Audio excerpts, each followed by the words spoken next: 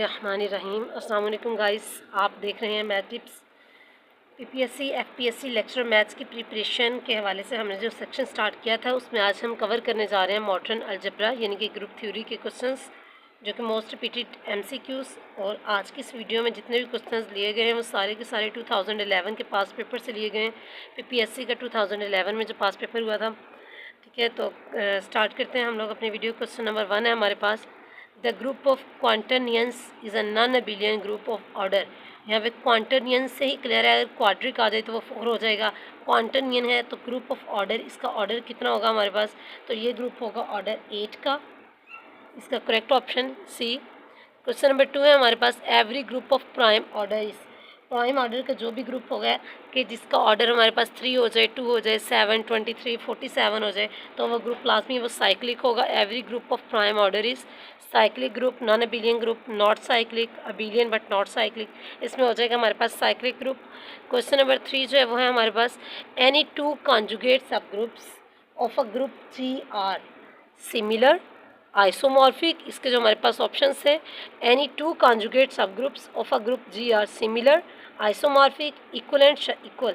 तो ये हो जाएंगे हमारे पास गाइस। जहाँ पे एक बात आप लोग अपने जहन में रखें कि ग्रुप थ्योरी का पोर्शन जो है वो इसलिए भी ज़्यादा इंपॉर्टेंट है हमारे लिए क्योंकि इसमें ज़्यादातर क्वेश्चन जो है वो आप देख सकते हैं कि वो थ्योरी बेस्ड होते हैं। और अगर हम लोग ये पोर्शन, इस पे आपकी ग्रिप स्ट्रॉन्ग है तो सिर्फ एक बार रीड करने से आप एमसीक्यू इजीली पिक कर सकते हैं। अदरवाइज़ पीपीएससी में बहुत मुश्किल हो जाता है कि 100 जो एमसीक्यूज़ हैं वो 90 मिनट्स के अंदर सॉल्व करना और अच्छे मार्क्स गेन करना। बिकॉज बाकी जिस तरह से कैलकुलस है या अदर सब्जेक्ट्स हैं तो वो सॉल्व किए बगैर वो तो मैथ्स के क्वेश्चन हल नहीं हो सकते। लेकिन ग्रुप थ्योरी ये ज़्यादातर जो है थ्योरम बेस्ड होती है, थ्योरी बेस्ड है, थ्योरम्स के स्टेटमेंट्स ही होती हैं ज़्यादा। अगर आप वो अच्छे से कर लें तो ये कवर हो सकता है। नेक्स्ट चलते हैं क्वेश्चन नंबर 4 की तरफ। क्वेश्चन नंबर 4 है, if H is a subgroup of index dash.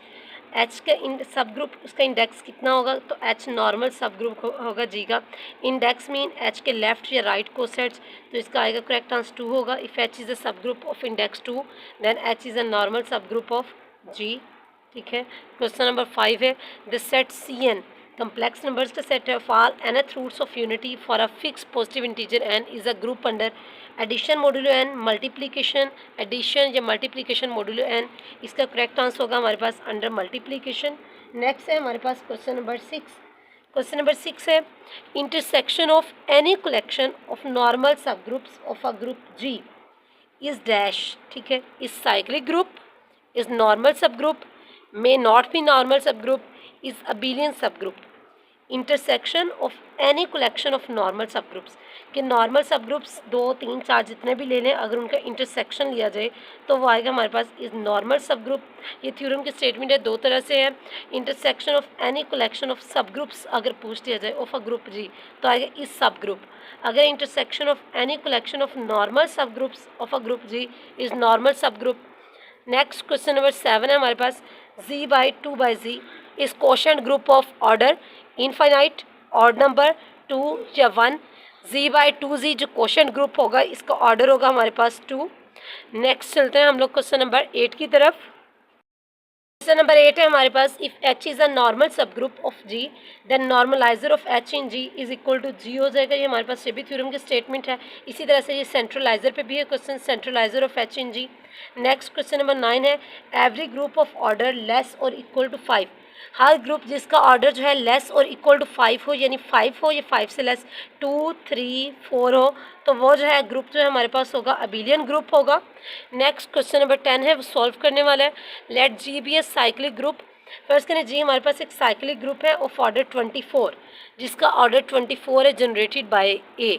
तो यहाँ से एक पॉइंट क्लियर कर लें कि अगर जी हमारे पास एक साइक्लिक ग्रुप है ऑर्डर 24 का तो इसका मतलब है ए की पावर 24 वो है हमारे पास आइडेंटिटी के इक्वल है।